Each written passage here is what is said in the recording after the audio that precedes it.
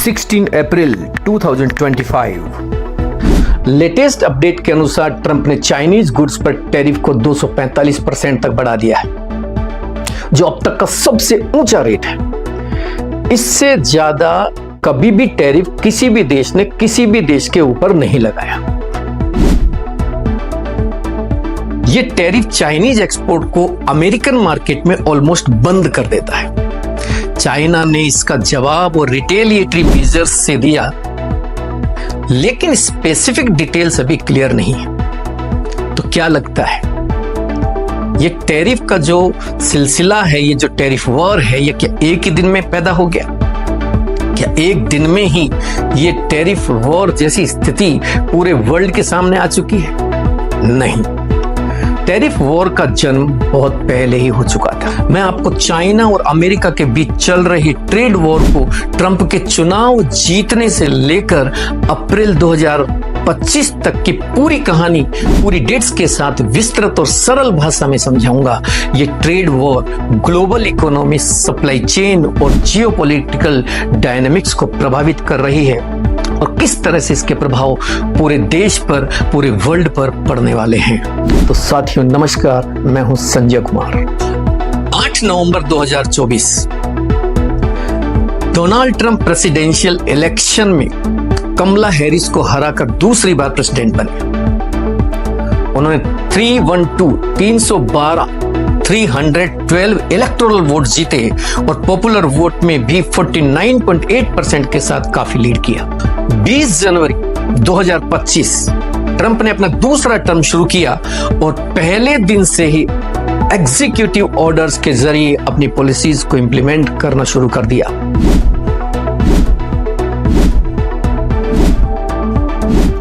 Retaliatory tariff के बारे में कंपैरेटिवली समझाने की कोशिश करता हूं।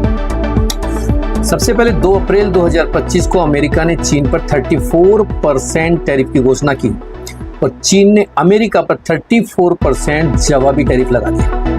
7 अप्रैल 2025 को ट्रंप ने 50% अतिरिक्त टैरिफ की धमकी दी, कुल हो गया 84%, लेकिन चाइना ने जवाब नहीं दिया, वेट किया। 9 अप्रैल तक फिर टैरिफ में चेंजेज आया। अमेरिका ने टैरिफ बढ़ाकर 104% कर दिया, फिर चीन ने जवाबी टैरिफ बढ़ाकर 84% कर दिया।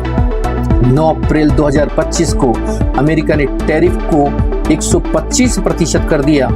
10 अप्रैल 2025 को चीन ने कुछ वस्तुओं जैसे कोयला, LNG पर 10 से 15% टैरिफ लगा दिया।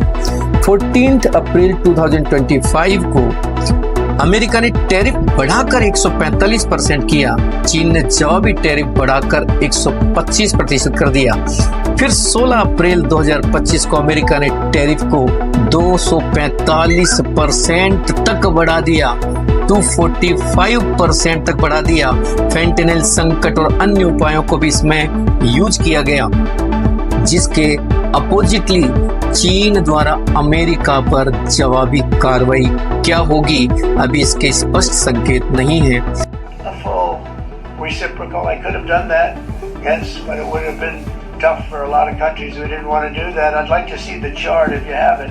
Could you bring it up, Howard? This is our great Secretary of Commerce, Howard Lutnick. So, if you look at that, China, first row, China, 67%. That's tariffs charged to the USA, including currency manipulation and trade barriers. So 67%, I think you can for the most part see it. Those with good eyes, with bad eyes. We didn't want to bring, it's very windy out here, we didn't want to bring out the big charts because it had no chance of standing. Fortunately, we came armed with a little smaller chart. So it's 67%, so we're going to be charging a discounted reciprocal tariff of 34%. I think, in other words, they charge us, we charge them less, so how can anybody be upset? They will be, because we never charge anybody anything. India, very, very tough, very, very tough.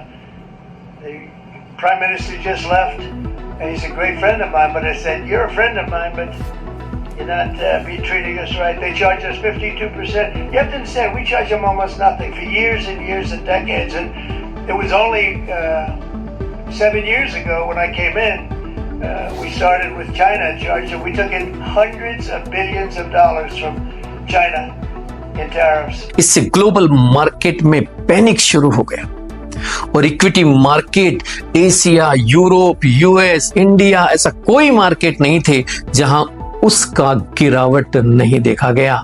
उस गिरावट की वजह से लोगों के हजारों करोड़ रुपए स्वाहा हो।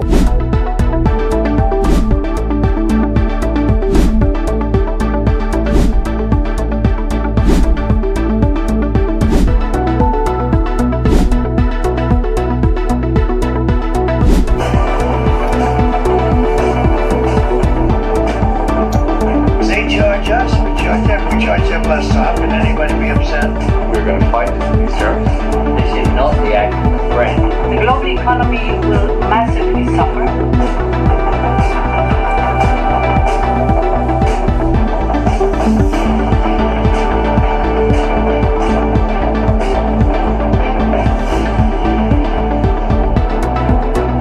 ट्रंप दबाव बनाकर सभी देशों को अपने घुटने टेकने पर मजबूर करने की कोशिश कर रहा है। कुछ देश जो शांति से समझौता करने की कोशिश भी कर रहे हैं तो उन्हें अपमानित किया जा रहा है, उनके लिए अपमानजनक शब्दों का इस्तेमाल किया जा रहा है।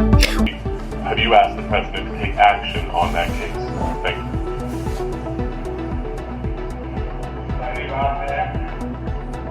भारत एक लोकतांत्रिक देश है और हमारे संस्कार, हमारी संस्कृति वसुधैव कुटुंबकम की है। हम पूरे विश्व को अपना एक परिवार मानते हैं। हर भारतीय को मैं अपना मानता हूँ। दूसरी बात है, ऐसे व्यक्तिगत मामलों के लिए दो देश के मुखिया न मिलते हैं, न बैठते हैं, न बात करते हैं। You both sound very excited about this partnership upcoming. And I was curious, how much more confident are you with President Trump leading this country that there will be peace through strength and you will have a successful partnership with the United States versus with Biden's incompetence and weakness over the last 4 years?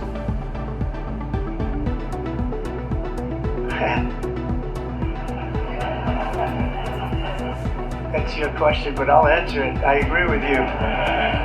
Gross incompetence. और शब्द भी ऐसे जिन्हें सुनने में भी शर्म आए, ऐसे शब्दों को राष्ट्रपति ट्रंप भरी सभा में न केवल बोल रहे हैं बल्कि इस अनुचित टिप्पणी पर बेशर्मी से हंस भी रहे। These countries are calling us up, kissing my ass. These countries are calling us up, kissing my ass. They are dying to make a deal. Please, sir, make a deal. I'll do anything, sir. And then I'll see some rebel Republican, some guy that wants to grandstand, say, I think that Congress should take over negotiations. Let me tell you, you don't negotiate like I negotiate. Congress takes over negotiating, sell America fast because you're going to go busted.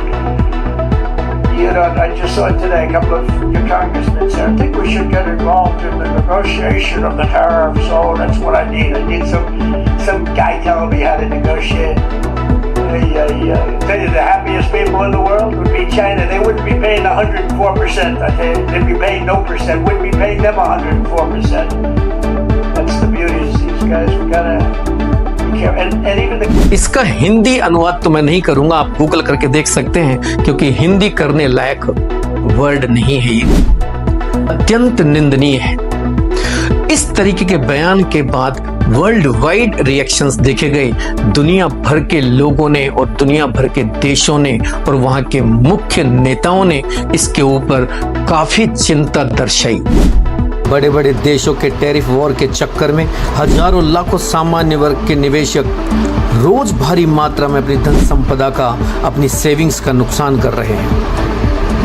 बड़े बड़े traders और gamers market को बिना किसी news के कभी ऊपर ले जाते हैं तो कभी मार्केट को गिरा देते हैं, जिससे एक सामान्य निवेशक या ट्रेडर उनके ट्रैपिंग का शिकार हो रहे हैं और अपनी मेहनत की कमाई का काफी हिस्सा गंवा रहे हैं।